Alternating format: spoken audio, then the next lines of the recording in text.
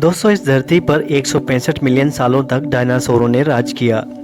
जब डायनासोर अपने अंत की ओर बढ़े तो सत्ता जिनके हाथों पर आई वो थे मैमल्स। करीब 6.25 करोड़ साल पहले जब डायनासोरों ने एनिमल किंगडम को अपनी ताकत के बल पर उनकी नाक में दम करके रखा था, तब ये जीव भी उसी जंगल का हिस्सा था। लेकिन इनका अस्तित्व डायनासोर जैसे जानवरों के सामने कुछ भी नहीं था। लेकिन आने वाला भविष्य अब इनके नाम लिखा जा चुका था। दोस्तों, करीब 6 करोड़ साल पहले एस्टेरॉयड के पृथ्वी से टकराने की वजह से पृथ्वी पर जो तबाही आई, उस तबाही में शामिल था डायनासोरों का अंत। डायनासोरों की करीब करीब 90% प्रजाति पूरी तरह से खत्म हो चुकी थी। बाकी बची हुई 10% प्रजाति धीरे धीरे विलुप्त हो गई। लेकिन डायनासोरों की इस 10% प्रजाति को किन किन दौरों से गुजरना पड़ा और कहाँ गई वो 10% प्रजाति और किस प्रकार से वो प्रजाति विलुप्त हो गई और इंसानों का जन्म कैसे हुआ, आज के इस वीडियो में जानेंगे यही कुछ अनसुलझे हुए सवालों के जवाब। तो वीडियो में आगे बढ़ने से पहले आपसे एक रिक्वेस्ट है कि चैनल को सब्सक्राइब कर लीजिए। दरअसल धरती पर डायनासोरों के पहले रेप्टाइल्स का राज हुआ करता था। जिस प्रकार रेप्टाइलों के खत्म हो जाने के बाद जिस प्रकार का मौका डायनासोरों को मिला था, वही मौका अब मैमल्स को मिलने वाला था।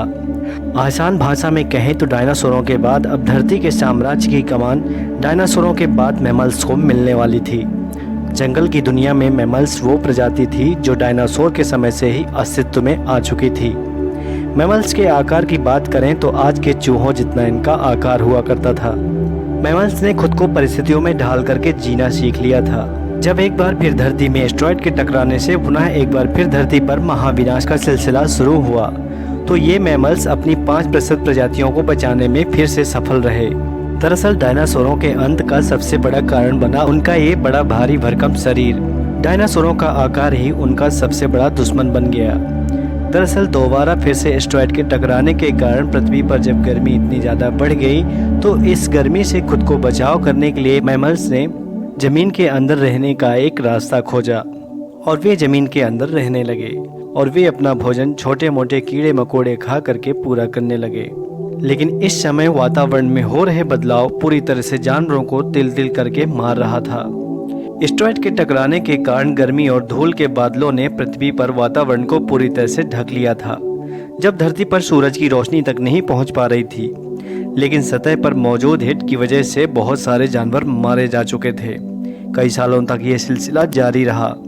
पेड़ पौधे भी पूरी तरह से नष्ट हो गए थे। प्रकृति का बनाया हुआ पूरा इकोसिस्टम हिल चुका था। सूरज की रोशनी न मिल पाने के कारण धीरे धीरे पृथ्वी ठंडी होती गई। लेकिन अब तक डायनासोर की आबादी धरती से पूरी तरह विलुप्त हो चुकी थी। केवल 5% जानवर, जिनमें से ज़्यादातर मैमल्स के परिवार से संबंध रखते थे, अब सिर्फ वही बचे थे।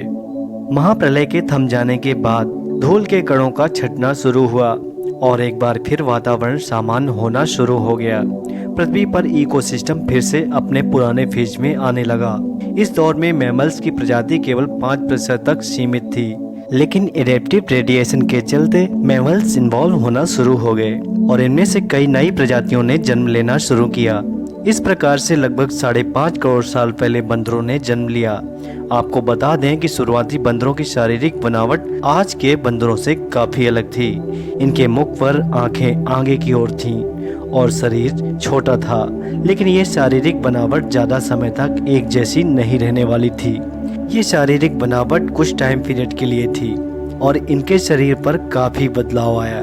ये चारों पैरों की बजाय अब 2 पैरों पर खड़ा होना सीख चुके थे।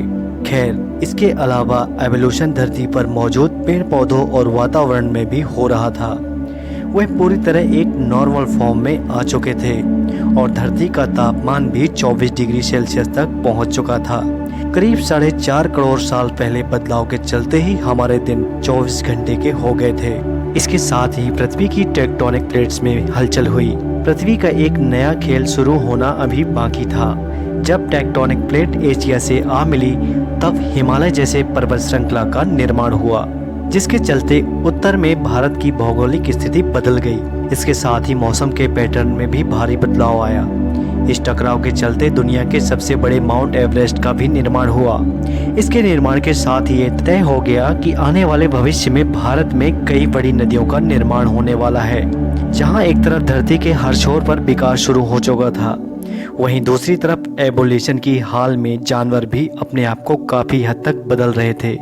वातावरण में बदलाव की वजह से जंगलों में काफ़ी गिरावट आ चुकी थी और मुख्य रूप से क्रॉस रेंज का निर्माण हो रहा था।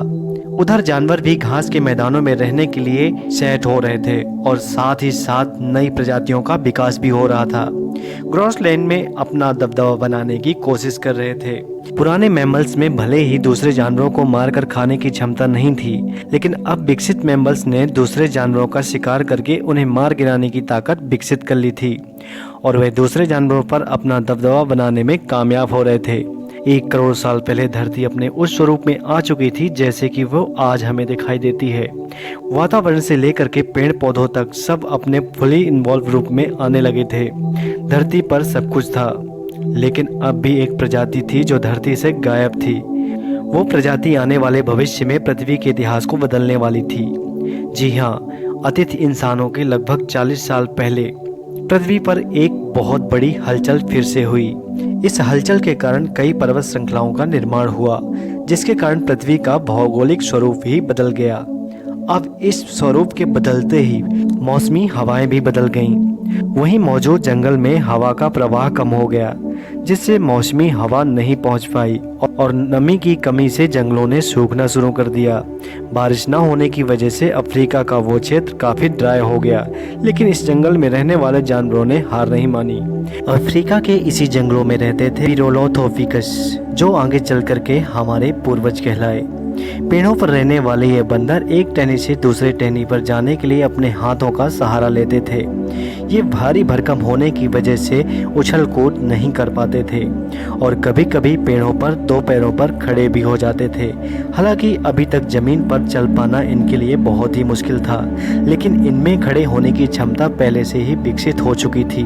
उसके बाद जलवायु में परिवर्तन के कारण जल्द ही जमीन पर उतरने वाली थी एक नई प्रजाति, जो चिंपैंजी के रूप में बाद में विकसित हुई और इस एवोल्यूशन के चलते और चिंपैंजी के बाद इंसानों का विकास हुआ।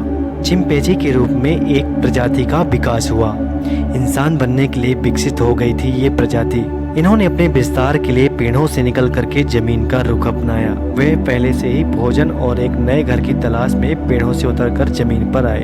कहा जाता है कि ये पीढ़ी ही भोजन और नए घर की तलाश में पेड़ों से उतर करके जमीन पर आई और लाखों सालों तक ये अफ्रीका के हर क्षेत्र में फैल गए। लेकिन इनके हाथ अभी भी काफी लंबे थे। पेड़ों पर इधर उधर चढ़ने की वजह से इनके हाथों का आकार बिल्कुल टांगों की तरह रहता था। ऐसे में कई हजारों साल तक विकास के गुजर गए और शारीरिक ढांचा में काफी बदलाव आने लगा था। अब ये 2 पैरों पर बेहतर तरीके से चल सकते थे और ज्यादा से ज्यादा एनर्जी बचा सकते थे। ऐसे में ये ज्यादा दूर तक नजर रख सकते थे, अपने भोजन का प्रबंध भी कर सकते थे। अपने हाथों की मदद से अब वे जंगली जानवरों का शिकार भी करने लगे थे। समय के साथ साथ विकास की यह प्रक्रिया चलती रही, जिसके कारण शारीरिक ढांचे के साथ साथ उनकी शक्ल की बनावट में भी बदलाव होता गया और करीब 23 लाख साल पहले होमो सेपियंस का जन्म हुआ, जो कि हमारे पूर्वज माने जाते हैं। इनके दिमाग का आकार भी बढ़ चुका था। इनमें बुद्धि का विकास भी होने लगा था। ये अपनी बुद्धि का कमाल दिखाते हुए पत्थरों के हथियार का निर्माण करना, शिकार करना आदि की कलाओं से पारंगत हो चुके थे। दोस्तों, कहने का मतलब ये है कि अब इंसान पूरी तरह से विकसित हो चुका था। अब वो अपने भोजन का प्रबंध करने लगा था। उसने हथियारों की खोज कर ली थी। दोस्तों, इससे आगे की कहानी जानने के लिए हम देखेंगे वीडियो का दूसरा भाग। तो दोस्तों, मिलते हैं अगले वीडियो में। तब तक के लिए नमस्कार।